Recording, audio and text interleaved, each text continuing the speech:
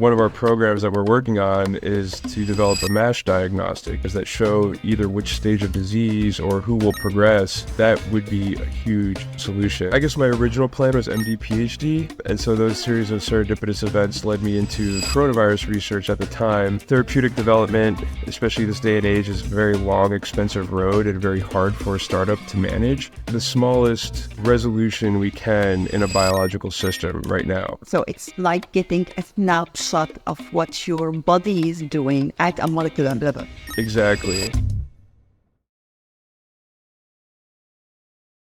Welcome to another episode of Nourifying Beautify, the podcast that shows you the other side of beauty. Every week, we interview the experts in the world of beauty, health, and wellness so that you can make informed decisions that are right for you. My name is Noura Ushama.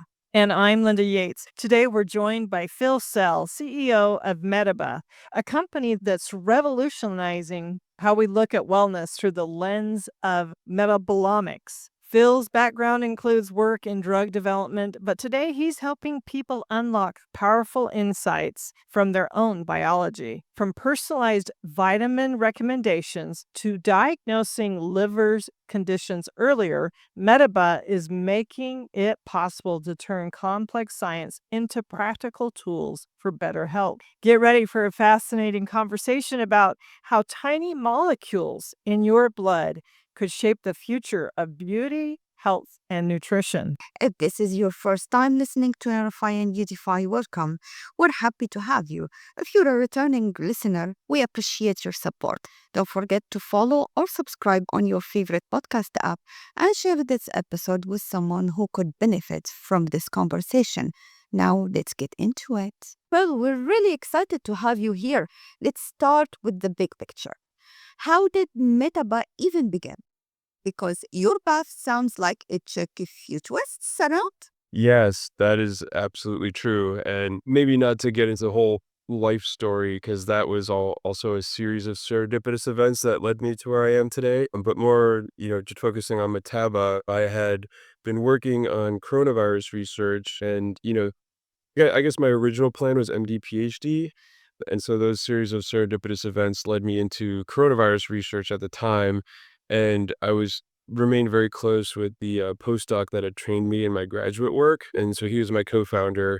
And we decided, over many coffee conversations for a year or two that the science looked really good. Why don't we start a company around this? And so Metaba was originally founded to develop an adjunctive therapeutic for tuberculosis. And adjunctive meaning you add it to a current standard of care to make it more effective. And this was based off of a new drug target we had discovered using the scientific technique of metabolomics. And so I can explain more about that, but that's where we had started. And things have changed a lot fast forward to today. So it's not every day that someone goes from working on TB drug to decoding metabolites. What sparked that change in focus for you? That's a great question. And so that lies more into the feasible business area of things, because of course we're very mission based and TB is a huge humanitarian crisis. Although therapeutic development, especially this day and age, is a very long, expensive road and very hard for a startup to manage. And especially as fortunate as it is, a disease like tuberculosis, where it primarily affects third world countries, therefore not having as large a market that can be gone after with developing a therapeutic. And so while we are working on this next generation antibiotics that we've been developing, we are experts in metabolomics. And so, that pivot arose when, we needed to do something to basically keep the business running. And so we do perform these analysis services to other labs and companies. It is a very useful research tool. There's a ton of interest to use this technique. It gives a deeper picture into a biological system than does, just studying the level of genes or proteins that are not changing as much. Metabolites are all these small molecule intermediates of these complex metabolic pathways, right? This is what we are measuring. And so it gives this really deep picture. It is very useful in a lot of research.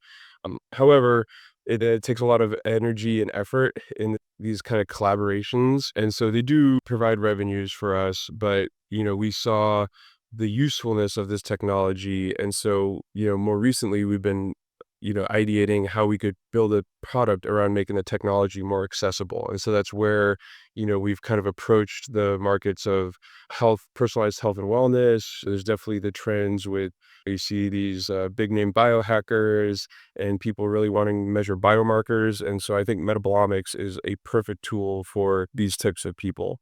So let's break this down for people who may be hearing the word metabolomics for the first time. How would you describe it in everyday language? I am still trying to, perfect that because it is a very, you know, technical, complex thing to explain. And, if you have never heard it, most people haven't. Even the scientists have a hard time following what I say. So, no problem if you don't understand, but um, how do I explain it? It's trying to think of the basic words I can use. It's just detecting metabolites, but it's yeah, I don't know if I have a great way to explain it, but, we're looking at the smallest resolution we can in a biological system right now, I suppose, right? So it's like getting a snapshot of what your body is doing at a molecular level. Exactly. It's even a deeper molecular level because genetics, DNA, RNA, are molecules. They're larger, proteins as well, amino acids, but metabolites are these small molecules. So they're not amino acids, they're not nucleic acids that are proteins and DNA respectively. They are these little intermediates that one single protein can keep cycling through. And so you think about maybe resolution back to my attempt at explaining metabolomics, you just have a, higher amount of pixels that you're looking at so you can get a deeper picture into what's actually going on. That's fascinating. When it comes to something like liver health, and I know I've heard and we're seeing all these different headlines right now about liver health. How does this kind of data actually help? And can you give us an example of that? I mean, I can give many, and that is one of the beauties of metabolomics is we can test it on almost any type of sample you can imagine, right? It can be saliva, it can be blood or plasma, it can be urine, it could be tissue. You can take skin cells or even um, not tissue from organs, but you can do like in vitro cell from the lab studies. And so, really, you would design the experiment, try to answer whatever your question is, but into the broader, maybe more clinical application of like liver disease, for example, MASH, which stands for metabolic associated steatohepatitis, which previously had been known as NASH, non-alcoholic steatohepatitis, is a liver disease. And then it can progress into more severe forms, ultimately ending up with liver cancer. And so this is a huge problem, especially in the United States, where there's a significant amount of the population that has a fatty liver, right? But we don't know who with a fatty liver will actually end up, progressing into these more severe stages of disease. And so the current standard of diagnosing whether you have NASH or what stage is a liver biopsy, meaning that you go in, you take out a piece of the liver and you see what's going on. So that's a little invasive. Most people don't want something going into their body and taking something out. Um, and so this is actually one of our programs that we're working on is to develop a MASH diagnostic because if we can, potentially just from plasma detect either a set of circulating metabolites or even looking at the whole metabolomic profile, if we can identify biomarkers that show either which stage of disease or who will progress, that would be a huge solution to this problem. You're also using this data to make supplement routines way more personalized, right? Like, what does that process look like for the average person? Yeah, that's a great question, and it's one of the, um, products that we've been, kind of iterating on to make this technology more accessible, and, I believe Metabolomics is a great tool because, when we detect these metabolites, this is that snapshot to really tell us what's going on inside, and so, there's genetic testing out there, and maybe you'll get a answer about, oh, you have this variant, maybe you shouldn't eat this, maybe you should eat that based on your genetic sequence.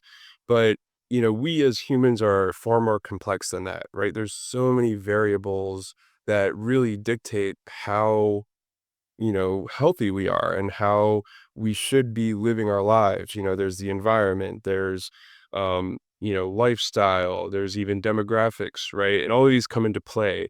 And it's really hard to, kind of almost cookie cutter, right? And so to your question, there are companies out there that will have you fill out like a questionnaire to determine this vitamin recommendation, right?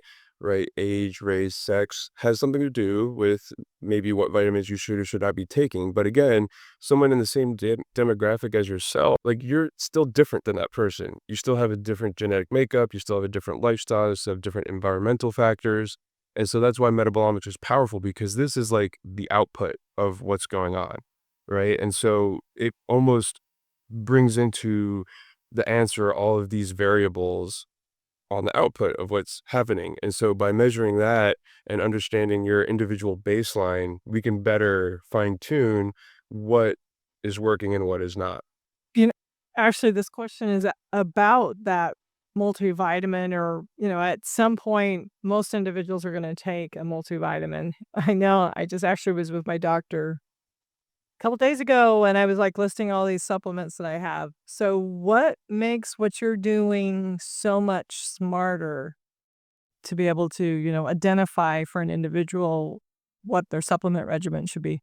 Well, I'd ask you maybe go to one or two more doctors and see if they give you the same recommendation. And that's kind of the problem we see with vitamins and supplements, right? There's, a lot of mixed messaging out there. And do we really know what works, what doesn't, right? And so there's definitely like scientific backed peer reviewed literature that supports very strongly certain vitamins. But then there's, this whole kind of unregulated industry of vitamins and supplements, which, I know some of the work that you do is based on, the purity and the product itself, right? That's definitely a huge aspect of it. But the other side is, well, which of these should I be taking actually for myself?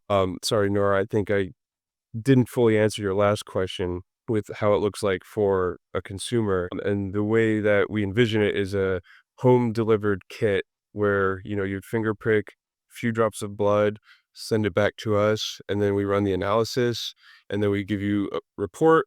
And ultimately, we would like to source, validated, proper vitamins, like the real supplement of what you're getting that are bioavailable, and provide that to the customer based on their report of what they should or should not be taking. So, also back to Linda, I think you heard sometimes taking multivitamins is just paying for expensive urine, right? And so that's another thing we want to look into in the future where, that might be a more in-depth analysis where we're measuring, and comparing levels between the plasma as well as the urine and how much is being excreted and how much is actually being used. And so we can actually fine tune the actual amount you should be taking as well. So I hope that answers your question. I know I kind of jumped around a bit there. It's okay. So, from all the profiles that you've seen, you've been doing that for a while now. Was there any trends or surprises that made you rethink everything around you? Like, wasn't there something that really shocked you?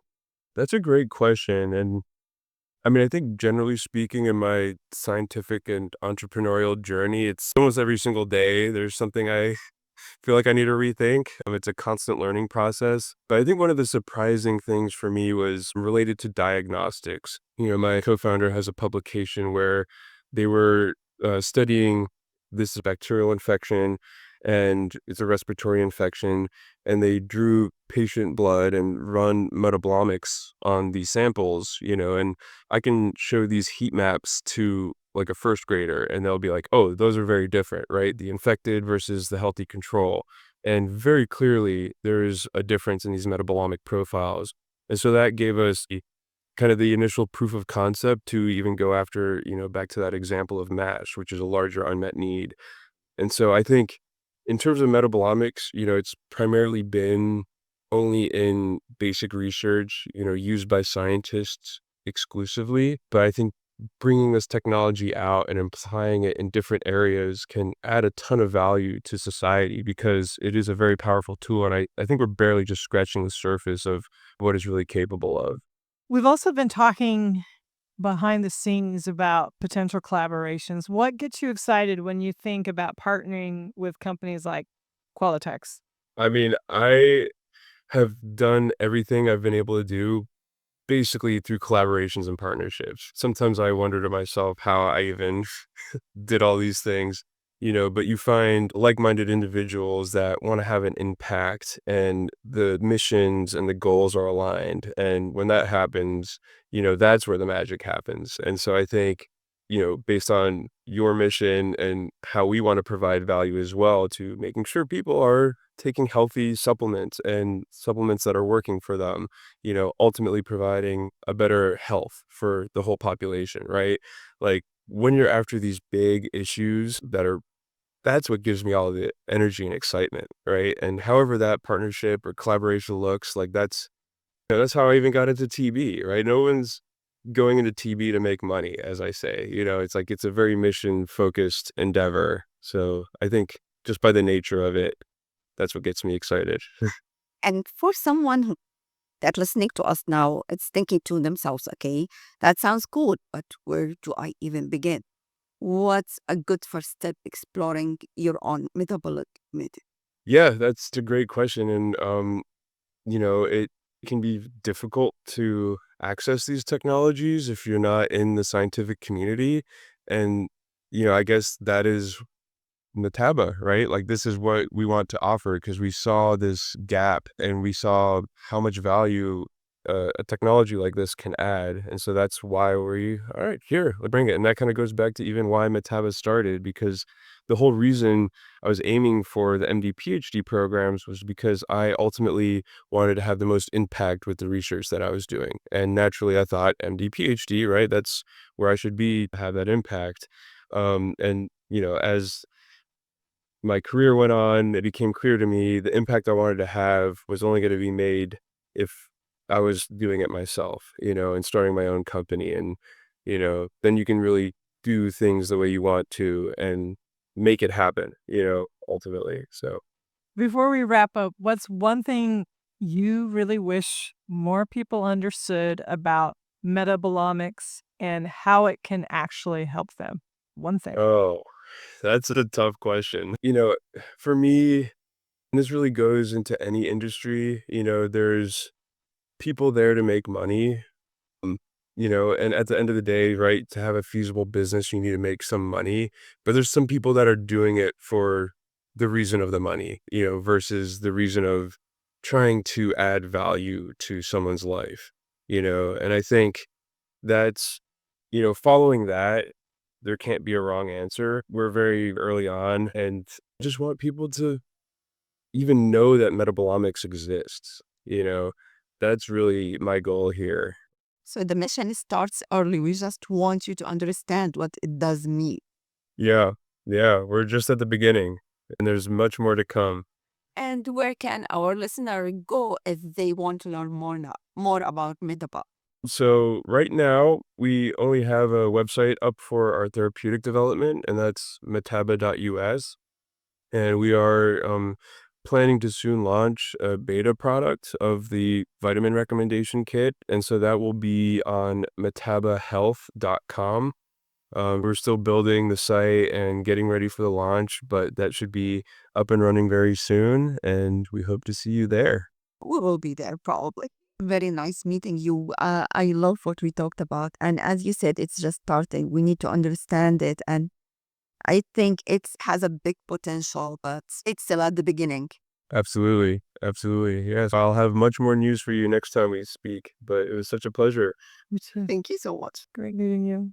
We want to thank you for listening to Nourify and Beautify, where we show you the other side of beauty. If you'd like to learn more about us or read our blog, visit us at nourify-beautify.com. I'm Linda Yates. And I'm Nora Bushama. See you next time.